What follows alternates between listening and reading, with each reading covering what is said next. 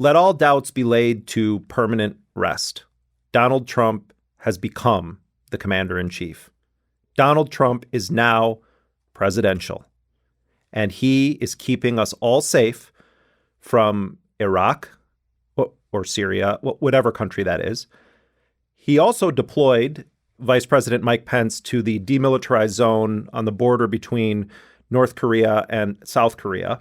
And while he was there, Mike Pence wore his leather bomber jacket, and he made clear that his boss, the commander-in-chief, was putting nuclear-armed North Korea on notice.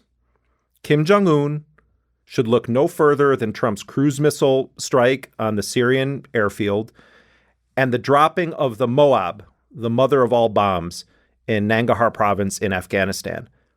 And by the way, it was already named the mother of all bombs before we learned that Mike Pence calls his wife mother. It was just a coincidence. Now, last week, the White House announced that it had sent an aircraft carrier, the Carl Vinson, and 4 other battleships into the Sea of Japan. And this was talked about in the press by White House officials as this warning to the North Koreans. It was Trump once again being presidential. And it was a warning to North Korea, and it was a bold statement on the full range of military options, and this is how it was portrayed in the press, the full range of military options that Trump has on the table. And when I think about Trump having military options on a table, I think of some random table on the alfresco patio that Trump is sitting at in Mar-a-Lago, taking selfies and crashing people's weddings. But on Tuesday of this week, we learned that, oops, those ships that Trump was so presidential in deploying to stand down against Kim Jong-un and nuclear North Korea, they were actually heading in the opposite direction from North Korea. That's presidential. But don't worry.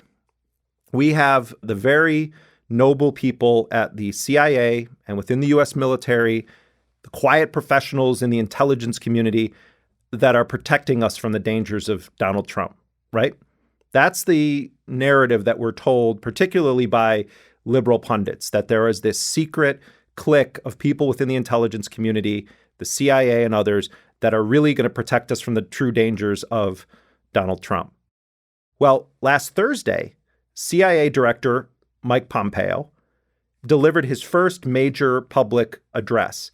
And of all of the threats in the world that he chose to focus on, he chose Wikileaks and the founder of Wikileaks, Julian Assange. Wikileaks walks like a hostile intelligence service and talks like a hostile intelligence service.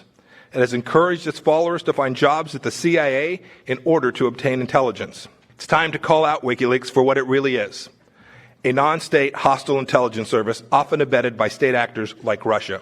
We have to recognize that we can no longer allow Assange and his colleagues the latitude to use free speech values against us. To give them the space to crush us with misappropriated secrets is a perversion of what our great Constitution stands for. It ends now. Now, I think it would be a mistake to view Pompeo's speech as just an attack on WikiLeaks. In fact, it was nothing short of a declaration of war against the First Amendment. Now, what does that mean, ends now? Of course, part of the irony here is that Donald Trump, throughout the campaign, heaped praise on WikiLeaks and Julian Assange. This just came out. WikiLeaks. I love WikiLeaks. Fox News promoted WikiLeaks releases of the DNC emails and John Podesta's emails. Republicans and extreme right-wing political figures, pundits, whatever you want to call people like Ann Coulter, these people that had previously called basically for Assange's head were suddenly taking it all back. Oh, WikiLeaks is great. For the Democrats, of course, the focus on WikiLeaks has been they published volumes of emails from within the DNC and from Hillary Clinton's campaign chair, John Podesta. And the story goes in the liberal media that it was all a plot orchestrated by the Kremlin and Vladimir Putin to get Trump elected. That's why Hillary Clinton lost. Russian hacking, Julian Assange, everything else is just an insignificant sideshow. Putin and the Russian government are directing the attacks, the hacking on American accounts to influence our election. And Wikileaks is part of that, as are other sites where the Russians hack information. We don't even know if it's accurate information, and then they put it out. But what does it mean that the CIA director has said that basically WikiLeaks ends now? By what means would the CIA accomplish that? Julian Assange is holed up in the Ecuadorian embassy in London, and he's been there since June of 2012. And Assange believes that if he were to leave the embassy, that there is a great chance that he would be snatched and ultimately extradited to the United States, where for years, Assange and his legal team have believed that there was a sealed indictment against him for the activities of WikiLeaks for the past decade, exposing U.S. war operations and publishing State Department cables and videos that show U.S. helicopter gunships killing civilians and journalists in Iraq. Just fucking, once you get on, just open up. Okay, Roger. All right, firing. Line here. When the state line, let me know when you have it. We'll shoot. Light them all up. 002 traffic, 260. Come on, fire. Hey, Roger. Keep shooting.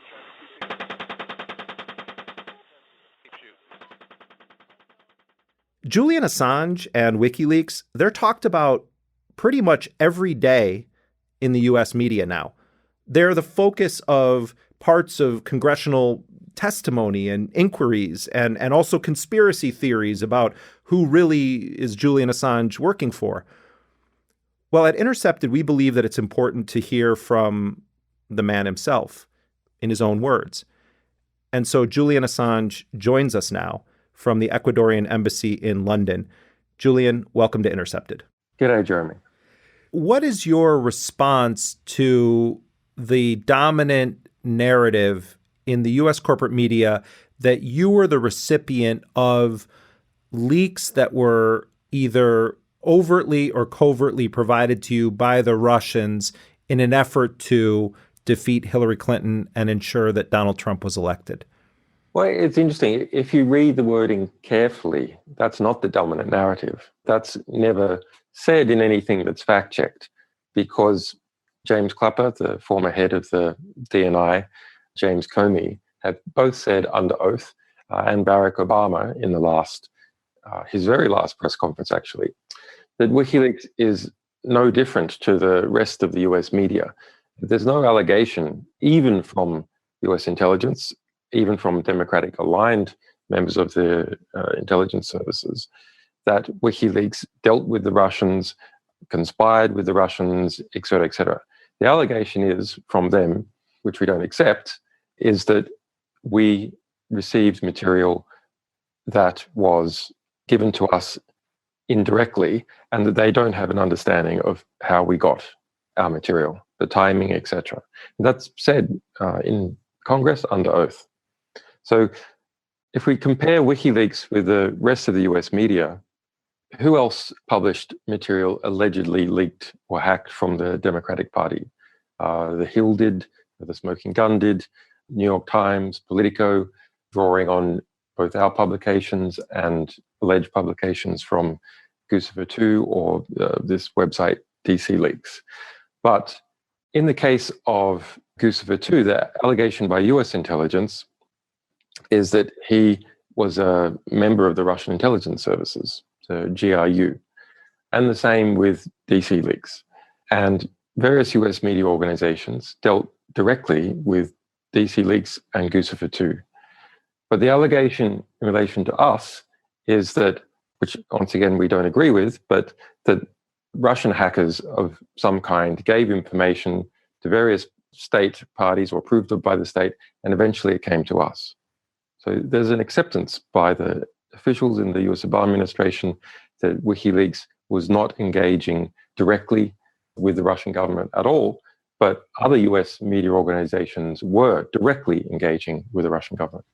Just to clarify here, when I talk about the dominant narrative in the news media, I'm not referring to the Clapper statements or Obama statements that you accurately portray there. I'm talking about the kind of commentariat that exists on U.S. media. That's too nuanced for them. They don't. You look at what Pompeo, the current director of the CIA, stated. He said that WikiLeaks is a publisher, or I can't remember exactly what word he used, that was abetted by other state intelligence agencies, including Russia. In January of this year, our intelligence community determined that Russian military intelligence, the GRU, had used WikiLeaks to release data of U.S. victims that the GRU had obtained through cyber operations against the Democratic National Committee. So what is he saying? What does he mean by abetted? We don't know. The word is unpacked. But if it is to be compatible with what James Comey said just a couple of weeks ago, what Obama said in January, and what D&I Clapper said last year, he must be speaking about indirectly, somehow, information came to WikiLeaks and we published it. That's what he means by abetted. Well, actually, Julian, he said, and this is a direct quote, "It is time to call out WikiLeaks for what it is, a non-state hostile intelligence service, often abetted by state actors like Russia." He's not referring to you as a publisher. He's referring to you as, you, meaning WikiLeaks, as a non-state hostile intelligence service. Yeah, I mean, I quite like the phrase. So let's unpack it a bit. Interestingly, the media, in picking up that statement, most journalists in the United States are democratically aligned and they have a particular existing narrative that they want to play up. So they see the word state, they see the word hostile, they see the word intelligence service, and they see the word WikiLeaks. And somehow they put this soup together to imply that somehow WikiLeaks is a state intelligence service. But if you look at what he's saying, he says non-state intelligence service, i.e. we are not a state, we're not a front for a state whatsoever, we're a non-state entity. Okay, the type of entity that he's trying to say we are is an intelligence service. It raises an interesting question. What are the similarities between publishers, investigative publishers, and intelligence services? Are there similarities? Yes, there are similarities. For example, the German intelligence service, the BND, the German equivalent of the CIA and NSA combined, what does BND expand to? Bundesgeheimdienst, which literally means Federal News Service.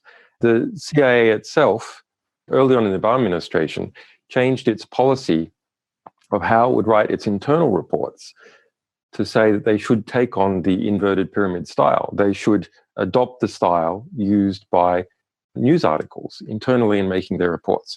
So can you say that the Intercept or WikiLeaks or ProPublica is in fact like an intelligence service? Well, yes and no. Intelligence services are in the business of developing sources, obtaining information that is not already public, analyzing it, verifying it, writing some of that up, making it accessible. And then what do they do with it? They don't publish it. The publishers, what do they do with their information? They publish it. So the difference between a serious news organization that covers national security or investigative publisher like WikiLeaks or the Intercept or ProPublica or the London Bureau of Investigative Journalism is that the end product is publishing.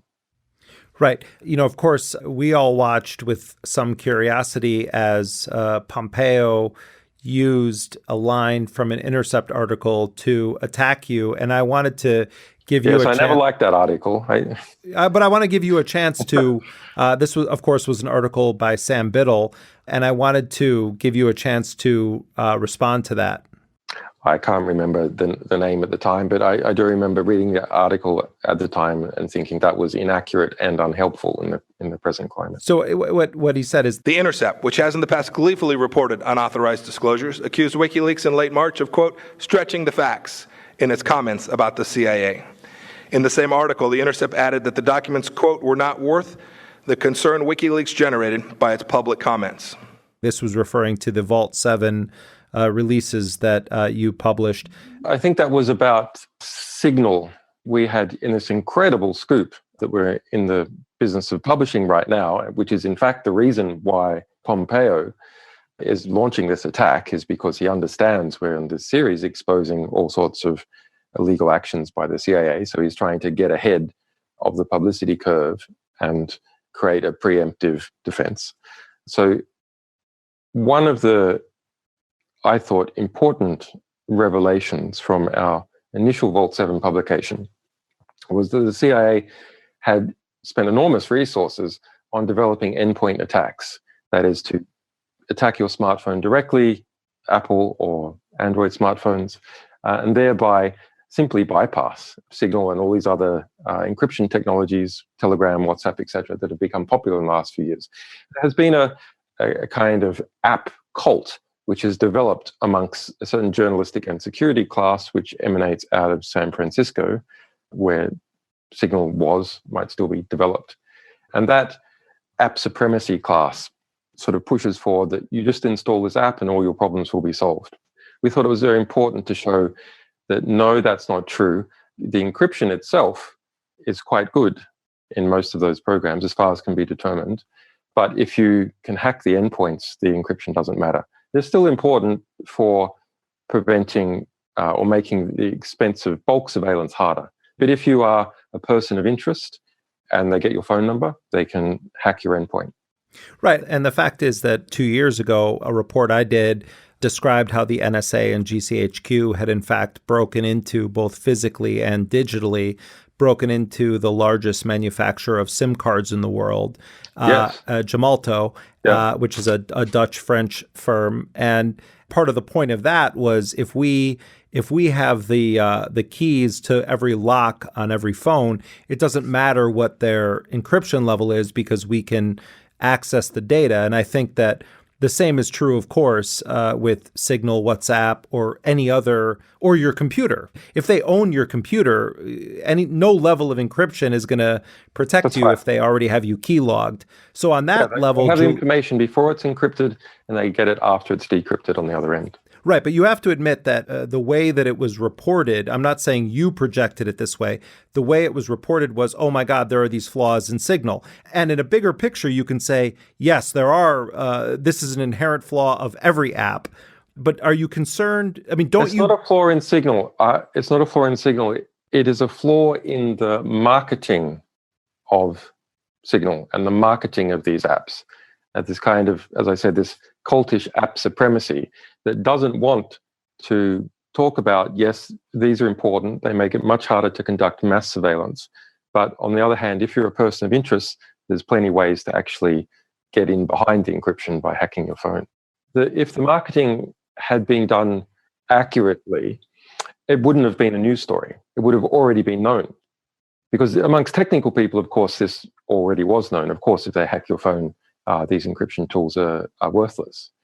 But it was news, and it was news because of the misleading information that had been put about those crypto products. I agree with the warning that you're sounding, which is that if people adopt the view, oh my God, if I put Signal on my phone and that's the only way that I communicate with people on sensitive issues, then I'm totally safe, that's rank bullshit. Yeah, that's pretty dangerous. Yeah, no, I agree with you. I agree it's dangerous. So let me ask you a couple of quick fire questions about the way WikiLeaks has been portrayed in the U.S. media, just to get this in a more precise way answered.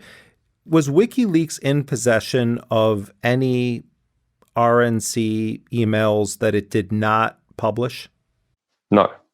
Very interestingly, Comey, in his last congressional testimony, he was asked the question, I can't remember exactly the context, but his answer was, no RNC leaks were published. Let me just ask this question then. Was there any equivalent dissemination of adverse information stolen from the RNC or individuals associated with the Trump campaign?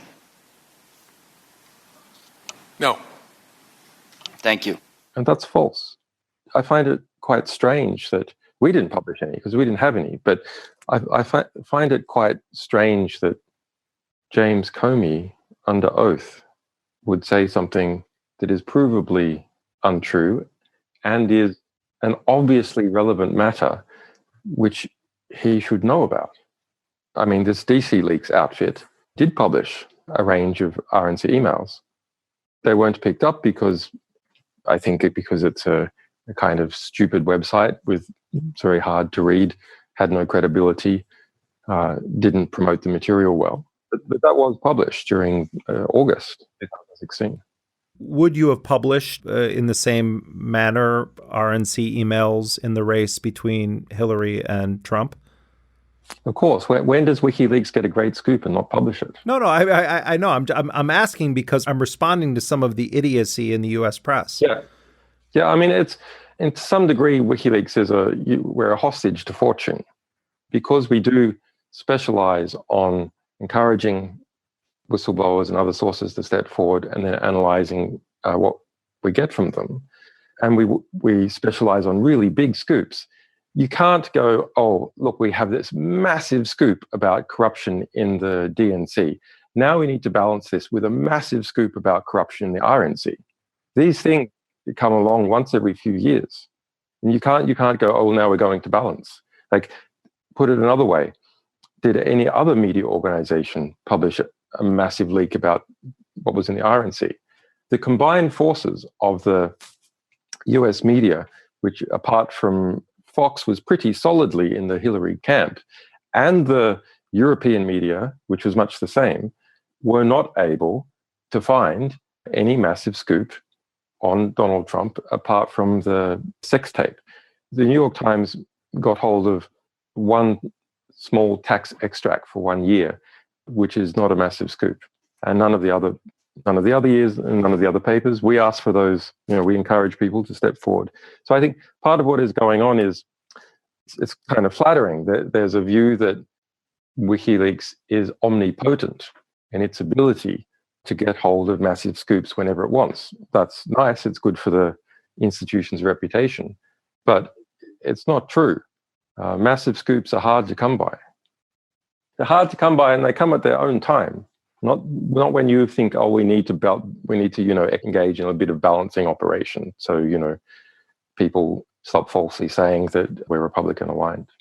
Right. Well, and I should say that both Glenn Greenwald and myself were attacked in a similar vein to you, where they were saying, oh, you guys were harping on Hillary Clinton. You were talking about her emails, and you were part of how Trump got elected. I mean, you, of course, got this on a totally different level than we did, but we got. I noticed that you guys were getting that as well. Yeah, and what we were doing was reporting on what you were publishing at WikiLeaks. But I want to ask you, did you have during the campaign communications with Roger Stone or other members of the Trump campaign about messaging or what you were publishing or what was going to come up? Did Roger Stone ever get a scoop from you where you told him we're going to be doing this thing? Because he seemed to indicate that he was getting information from you. I actually have communicated with Assange. I believe the next tranche of his documents pertain to the Clinton Foundation, but there's no telling what the October surprise may be. People have just been led through their noses by Roger Stone. If there was some conspiracy with Roger Stone, do you think he would be trying to intimate that he had some undefined, unnamed back channel? He's just trying, well, I'm not going to project what I think is happening inside his head, particularly since he said nice things about us. But the result of what his statements were is that suddenly people in the Republican base, which he was talking to, started paying him attention. He started getting slots on TV, started getting a lot of attention, and started selling a lot more books. So, I mean, it's an amazing bit of chutzpah and pretty clever marketing, but there was no communication. So you never... Yeah, we have had a communication with Roger Stone. I admit it. Do you want me to tell you what it is? Yeah. It was, why are you going around saying that we've communicated? We have no record of communication with you. We're not aware of any form of communication. What are you saying? And that was it. That's the extent of you and, to your knowledge, WikiLeaks communications with Roger Stone. During the campaign, yes. And since, After the campaign, with a similar type of, what are you doing? Stone complaining, stop attacking me. I'm a supporter. So why are you attacking me?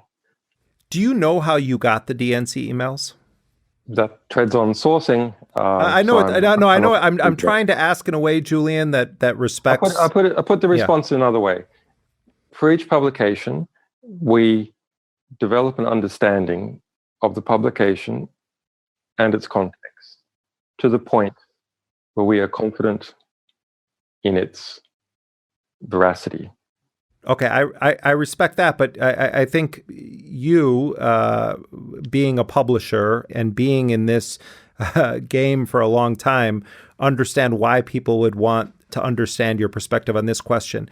Are you confident? I agree. Well, are you confident that you did not get these from apologize Russia? that WikiLeaks can't name its sources. No, I don't want you to name your source, Julian. If we went around naming them or talking about or kind of giving a 20 clues perspective. Come on, Julian, I'm not asking you to do that. I'm saying, are you confident as a publisher of a very influential organization, are you confident that you were not given these documents by a foreign government for their own purposes?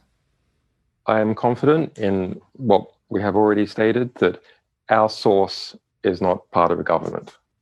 Right, but let's game this out. Let's say someone, let's say... No, I'm not talking about, I'm not going to go into where our source is placed, who our sources, friends are. Okay, let me put it on myself. Let's say anything like that. But I'm not going near it. But let me put it on myself. Let's say that I get a cache of documents from a source, and I'm trying to determine where those documents came from, and I suspect that they may have come from a foreign intelligence service. Now, to me, that doesn't mean, oh my God, you don't publish them because they came from a foreign intelligence service. It means you have to figure out, are these accurate? What is the context of what they say? Do they give a complete picture? And what are the potential voids in the information? Do you feel like you did enough diligence to... In terms of voids and accuracy, yes, very confident. Mm-hmm.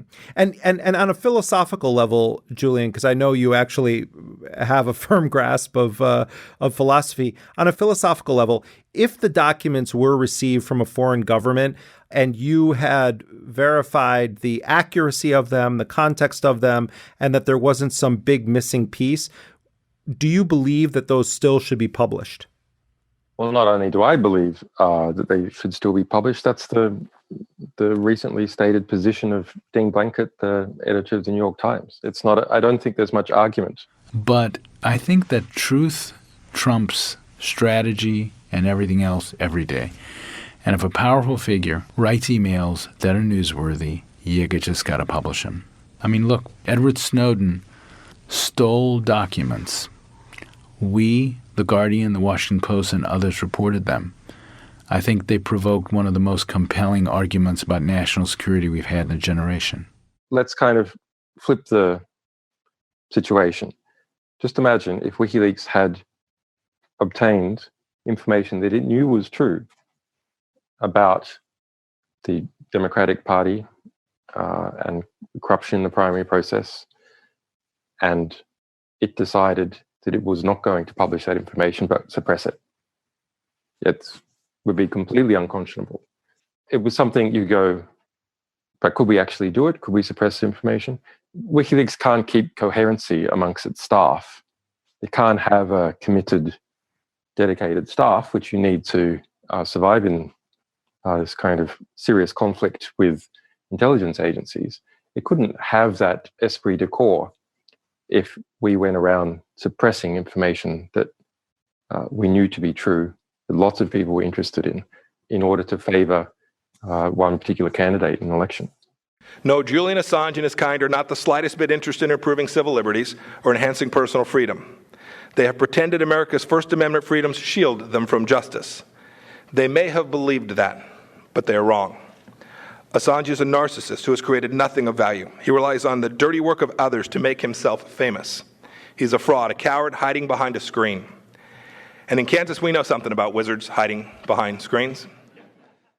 That was CIA Director Mike Pompeo, again, the head of the Central Intelligence Agency. And our guest remains the man Pompeo put in the crosshairs of the CIA, Julian Assange of Wikileaks. Julian, the CIA director spent the majority of his speech on you and on Wikileaks. And I'm curious, as you watch this speech from the Ecuadorian embassy in London, what was your immediate reaction?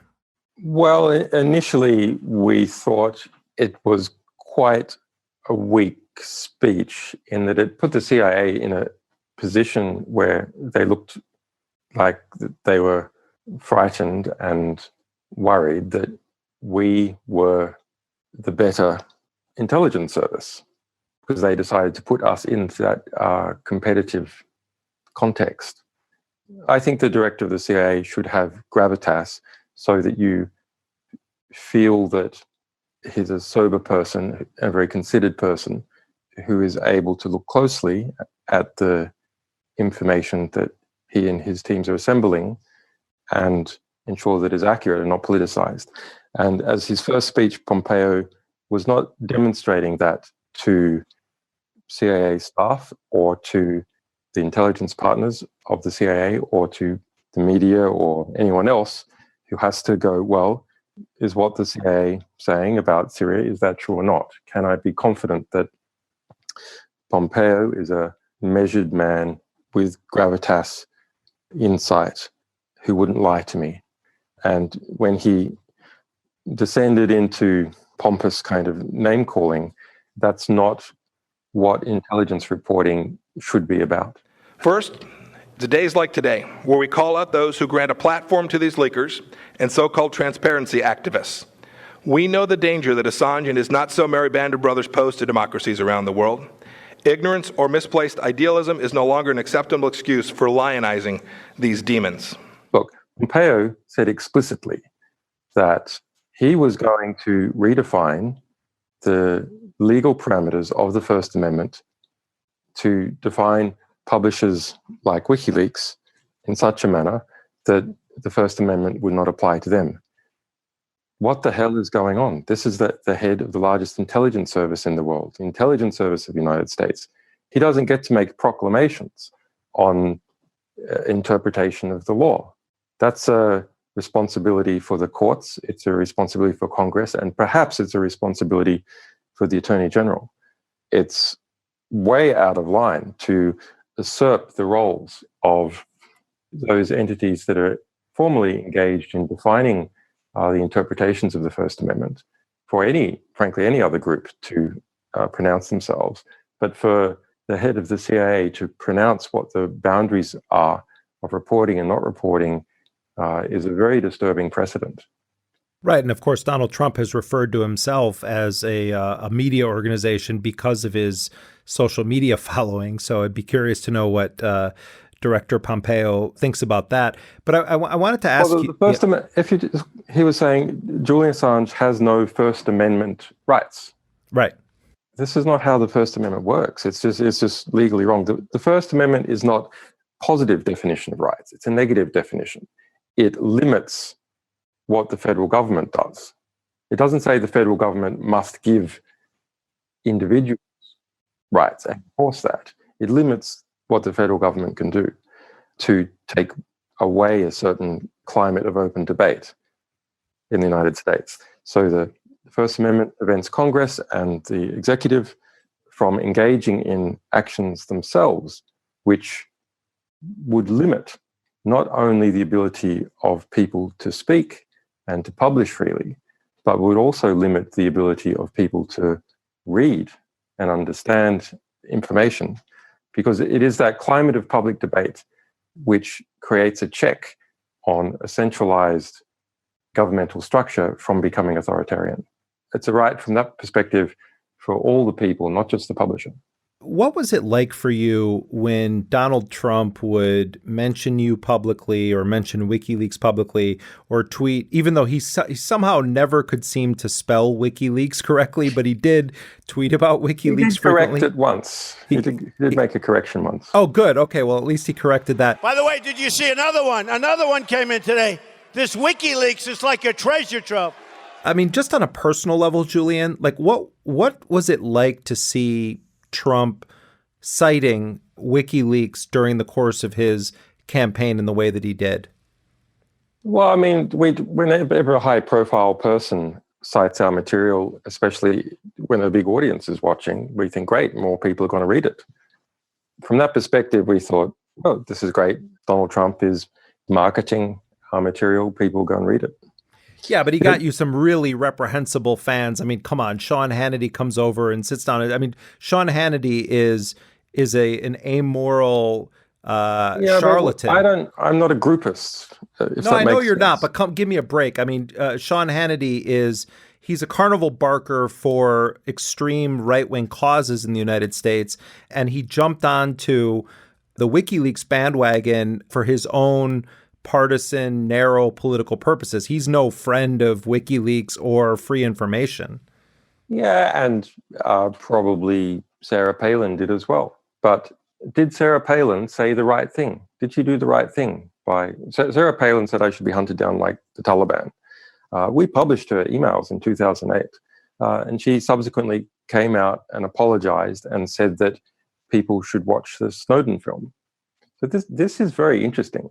This is not just about WikiLeaks. This is about my guess, a certain perception amongst populist right-wing politicians like Sarah Palin that the population has shifted in what it expects, and that critiques of mass surveillance and WikiLeaks are now something that are becoming something that's sayable.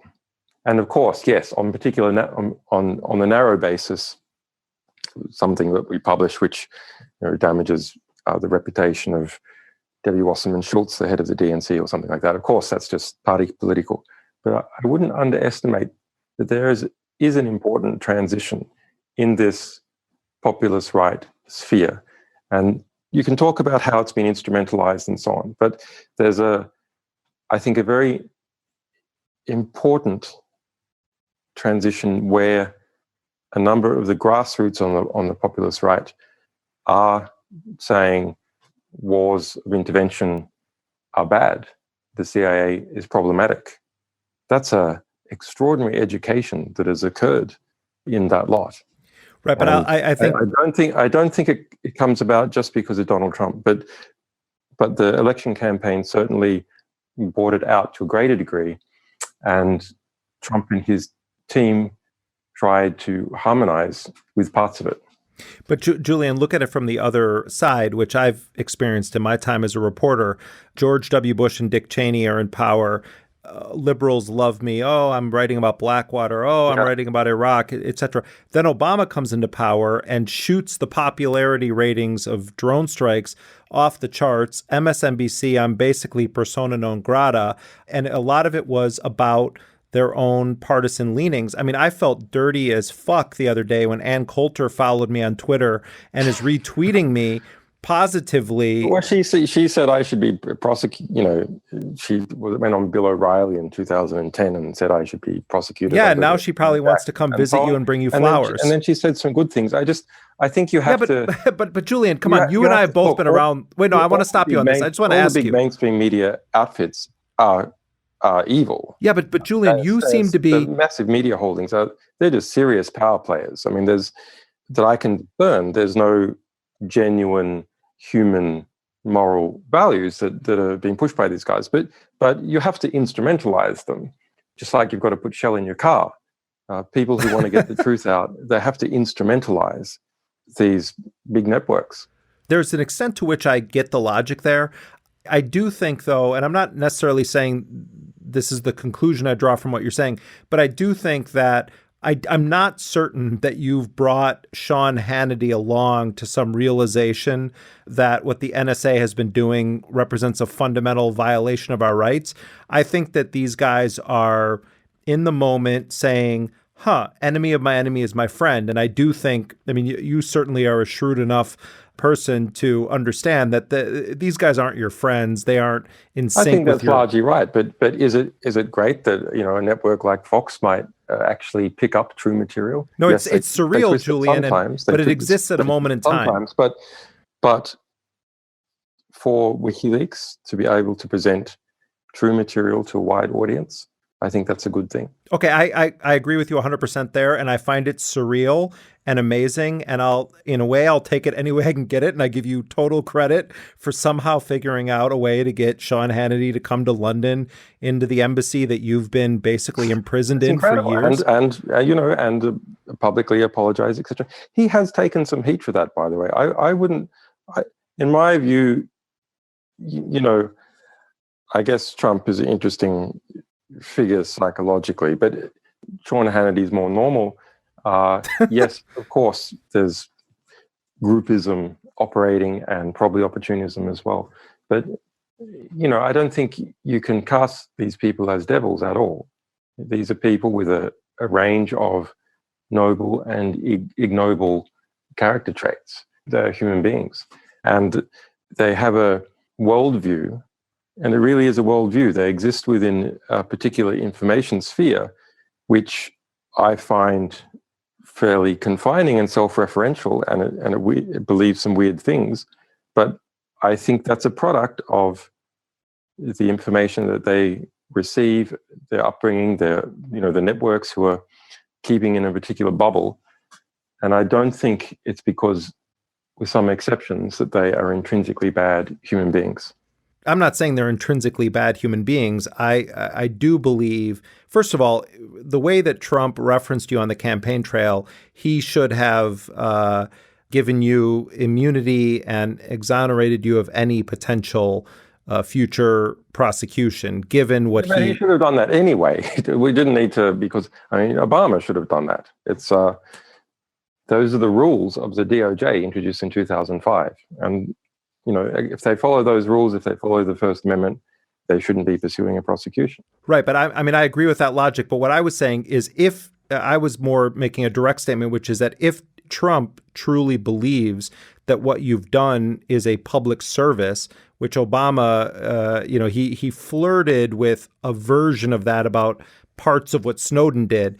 But what I'm saying is that if Trump asserted these things about the public value of what you did, and promoted the idea that WikiLeaks was a pro-democracy organization, which he did, then it's a much more obvious call on him to say, okay, well, then do the logical thing than Obama, who took a publicly hostile and privately hostile stance toward you. But you have, who knows what would have happened anyway. But of course, the Russian narrative has politically confined the administration in relation to in relation to anything that's anywhere near that narrative. That's us. That's having peace with Russia, and of course, it ultimately, in my view, the declining popularity coming out of a variety of things, but including the eating away at Trump by the Russian narrative, that has caused him to look for distractions, and those distractions include throwing missiles at people.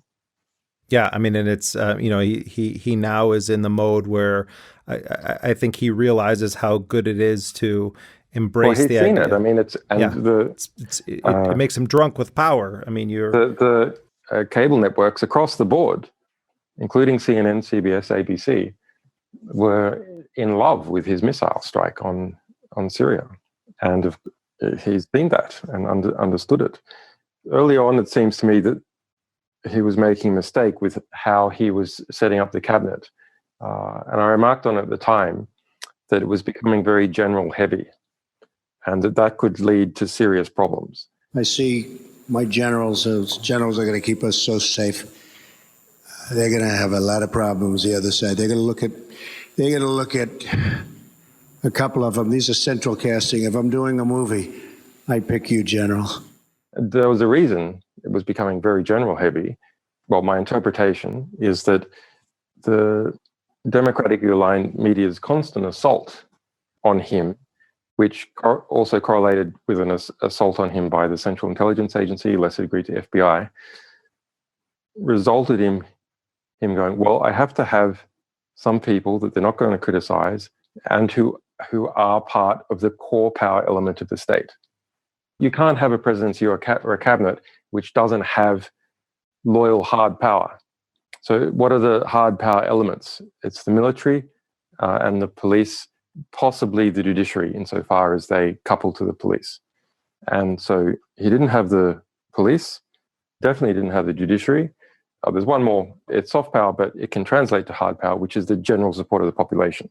Because ultimately, serious support of the population will dominate the streets. So he had to rely on building up support from the Pentagon. As a result, the cabinet became general heavy, and now we see the result. Final question. Obviously, you have reason to identify former Secretary of State Hillary Clinton as one of the people who put you in the position that you're in and went after WikiLeaks with a passion.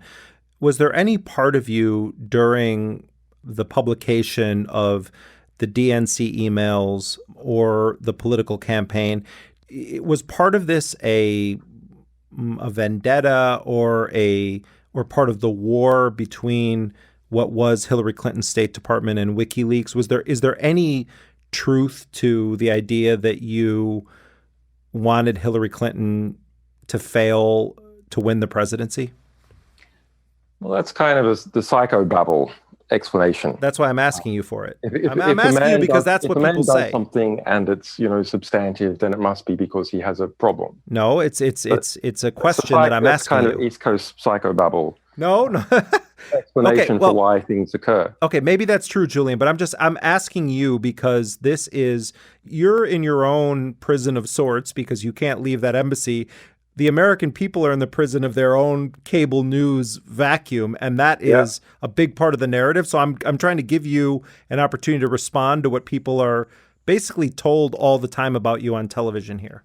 Well, I mean, I've never met Hillary Clinton. I think I would probably like her in person. Most good politicians are quite charismatic in person. In some ways, she's a bit like me. She's a bit bonkish and a bit awkward.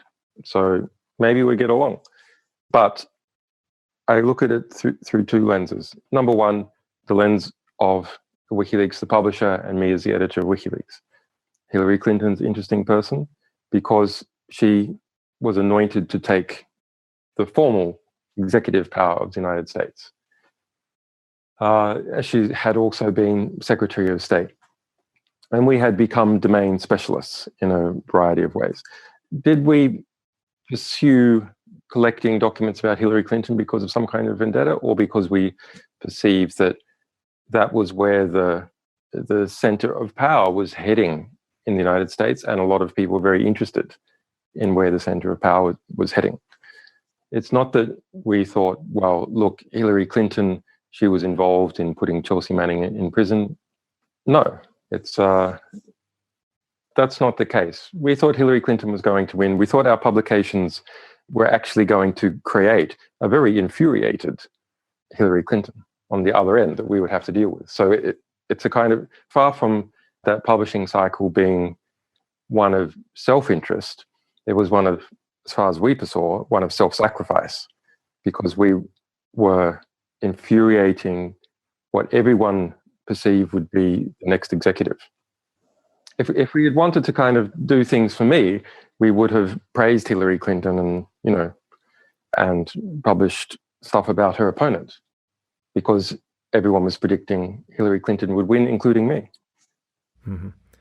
What's the most realistic path to you getting out of that embassy and actually being free? Well, on February 5 last year, after 16 months of litigation, the UN formally ruled that I'm being unlawfully detained and should be immediately freed and compensated.